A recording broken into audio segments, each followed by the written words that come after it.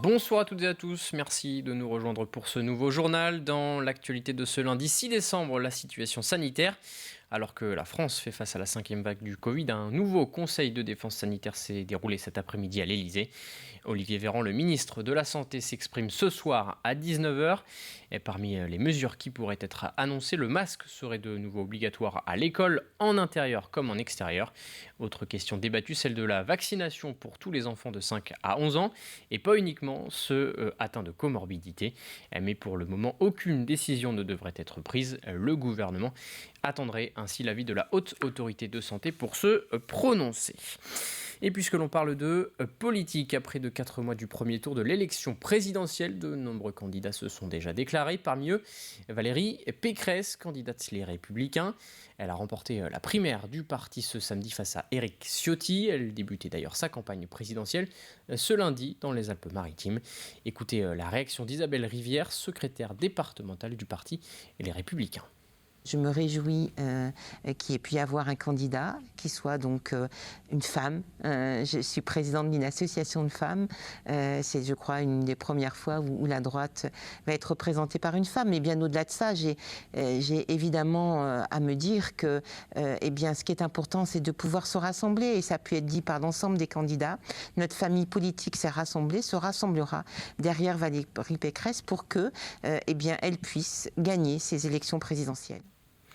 Et parmi les autres candidats déclarés à l'élection présidentielle, Jean-Luc Mélenchon pour la France Insoumise, Yannick Jadot pour Europe Écologie Les Verts, Marine Le Pen pour le Rassemblement National, Anne Hidalgo pour le Parti Socialiste, Éric Zemmour pour Sauver la France ou encore Fabien Roussel pour le Parti Communiste. Au chapitre économie, les fêtes de fin d'année approchent et de nombreuses professions connaissent actuellement un pic d'activité. C'est notamment le cas pour les ostréiculteurs du département. Parmi eux, François Dewaal, le gérant des viviers de la Guittière à Talmont-Saint-Hilaire. Pour les producteurs comme lui, une grande partie du chiffre d'affaires de l'année est réalisée à Noël et au réveillon du Nouvel An. Et après une année 2020 perturbée par les conditions sanitaires, l'année 2021 est cette fois marquée, entre autres, par le manque de main-d'œuvre. Reportage Pierre Delicieux. Avant de pouvoir être dégustées, les huîtres produites ici doivent d'abord passer quelques étapes indispensables. Ce bassin ici est un bassin de stockage d'eau. On pompe l'eau et on le stocke là. Après, la première partie de purification se fait ici, où les huîtres perdent leur sable, tout ce qui est matière en suspension dans l'huître. Et après, il y a un petit bassin de finition ici, où quand les huîtres sont ici, elles peuvent partir directement en commercialisation. Elles sont prêtes à manger ici. Des huîtres qui ne sortent pas des parcs, toutes prêtes. Ici, il faut d'abord les passer au jet d'eau, car au moment de les mettre en bourriche, il faut aller vite. En ce moment, on est sur une période de préparation, de triage, de stockage, pour que pendant les 15 jours de fête, on ait nos huîtres qui soient prêtes et qu'on ait juste à les sortir de l'eau et à les mettre en bourriche pour qu'elles puissent être vendues le plus vite possible. Les fêtes de fin d'année approchent et cet ostréiculteur a encore en tête celle de l'année dernière, si particulière, mais reste confiant pour cette année. 2020, c'est-à-dire Noël l'année dernière, a été très compliqué à gérer parce qu'on ne savait pas s'il allait avoir lieu. Alors Noël aurait lieu, mais on ne savait pas si les gens pouvaient se rencontrer. Donc cette année, on est convaincu que ça va se faire, donc déjà c'est pas mal. Maintenant, il faut que les gens aient envie aussi de se retrouver, mais ça va le faire. Noël, c'est toujours une fête, toujours. Et bonne nouvelle, cette année, les commandes sont plus importantes que l'année passée. 20 tonnes d'huîtres à trier. Et comme un peu partout ici, c'est le manque de main-d'œuvre qui pose problème. Il faut qu'on prenne 15 jours d'avance par rapport à Noël juste pour ça, quoi. Parce qu'on n'a pas assez de monde à l'année pour trier des huîtres. On ne trouve pas de personnes vraiment motivées à l'année. Les gens ils viennent 2 mois et puis après ils disent qu'ils ne veulent plus venir. Personne ne trouve. Non, là, c'est national. Tous nos collègues, on en parle. On a même fait une réunion pour parler de ça. C'est vraiment devenu compliqué. Oui. Une fois les huîtres mises en bourriche et expédiées, tout le monde ici aura le droit à 15 jours de repos début janvier, avant de repartir pour une année. Rencontre à présent avec Emmanuelle Fouquet. Depuis plusieurs années, elle a développé sa société de création de lunettes, appelée les lunettes par Emmanuelle. Installée à Luçon, elle fabrique ses lunettes sur mesure selon les demandes de ses clients. Des créations originales à base d'acétate, une matière issue de la fleur de coton. Cyril Guillet est allé à sa rencontre dans son atelier portrait. Là, je suis en train de faire un raccord face-branche. J'adapte ma face pour qu'on ait quelque chose de lisse.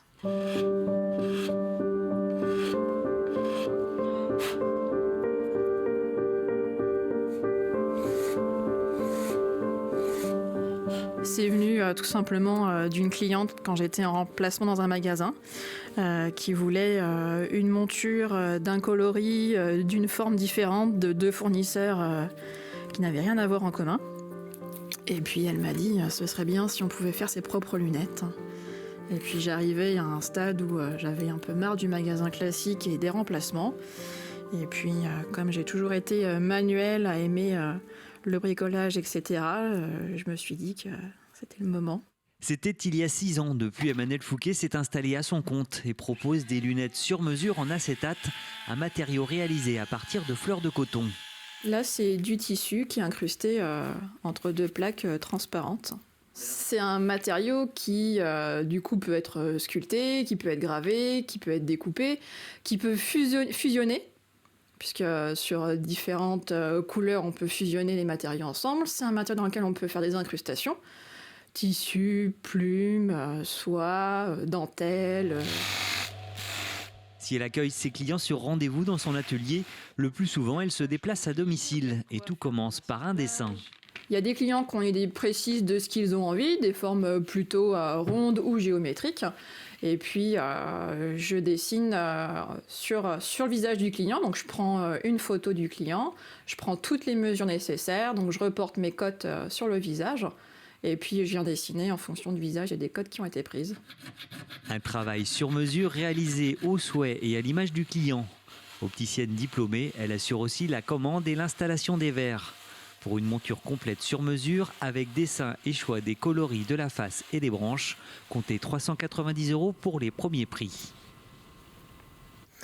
À La Roche-sur-Yon, dans l'ancienne commune du Bourg, sous la Roche, une plaque commémorative vient d'être inaugurée ce dimanche en hommage à Delphin Tudo sur la nouvelle place qui porte ce même nom. L'artisan boucher y avait installé sa boutique en 1941. Il a par ailleurs participé activement à la vie de la commune en étant impliqué dans différentes associations et animations au fil des années.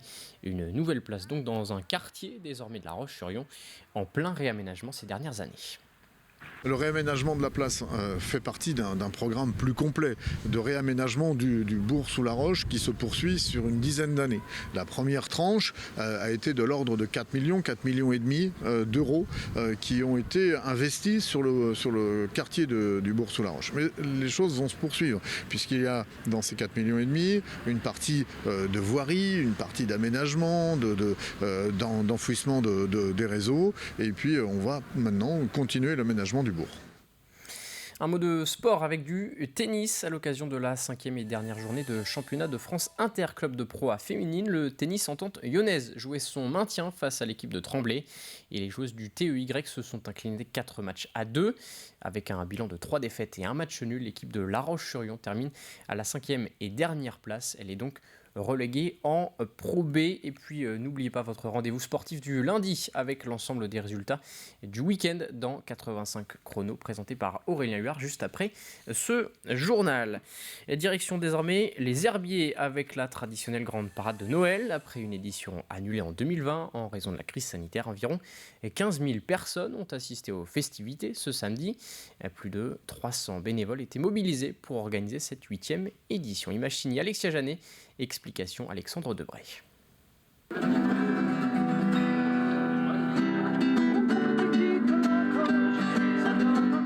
Dernier préparatif pour les bénévoles de la 8e parade de Noël des Herbiers. Le track commence doucement à monter. On joue un petit peu régulièrement, mais jamais sur un char. Et puis là, c'était l'occasion de faire la parade aux Herbiers. On est pour la plupart des Herbiers ou des communes alentours. Donc quand l'association Spot nous a demandé de venir jouer, on a dit évidemment. Des confettis plein les dents. C'est le slogan, des confettis plein les dents. Normalement c'est le but. Hein. Et puis du sourire sur le visage des enfants. Après 2 mois et demi de préparation, les près de 300 bénévoles vont enfin pouvoir se produire sur les 12 chars créés ou modifiés pour l'occasion. Derrière cette organisation, l'association Spot qui ne boude pas son plaisir. Nous c'est du bonheur, on est tous excités, on est tous super contents qu'elle ait lieu en fait. Elle nous manque, les gens l'attendent. Voilà, on est tous très contents. C'est de l'excitation, c'est du bonheur, c'est de l'étoile dans les yeux. Puis on espère que ça va plaire autant aux gens que nous, ça nous a plu de la préparer. 18h, l'heure du départ pour toute la troupe. Parmi les bénévoles, des musiciens donc, mais aussi des danseurs ainsi que des cracheurs de feu ont battu le pavé. Et pour les sourires des enfants, mission accomplie. Moi j'ai trouvé que c'était bien. Il y a beaucoup de choses on voit beaucoup de choses qu'on voyait quand on était petite. Je suis heureuse d'être venue parce que c'est vrai que l'année dernière on n'a pas eu. Mais j'ai l'impression de retourner en enfance avec tout ça et c'était très bien. Au total, près de 15 000 personnes sont venues faire la fête. Et comme les enfants, les parents sont conquis. Les chars sont aussi beaux les uns que les autres. Beaucoup de lumière, donc les confettis, donc il n'y a rien de tel pour s'amuser et faire la fête. Voilà, ça fait découvrir la magie de Noël pour les enfants. Et bravo à eux, c'est vraiment sympa, très coloré. On en a plein les yeux, c'est magnifique. Les festivités ont duré 1h30 et côté coulisses, l'avenir se prépare déjà. Une réunion est prévue au premier trimestre de l'année prochaine pour la 9e édition. Et on termine ce journal avec des images réalisées ce week-end à Beaulieu-sous-la-Roche. Les vitrines des commerçants sont illuminées et décorées à l'occasion des fêtes de fin d'année. Je vous souhaite une très bonne soirée sur TV Vendée.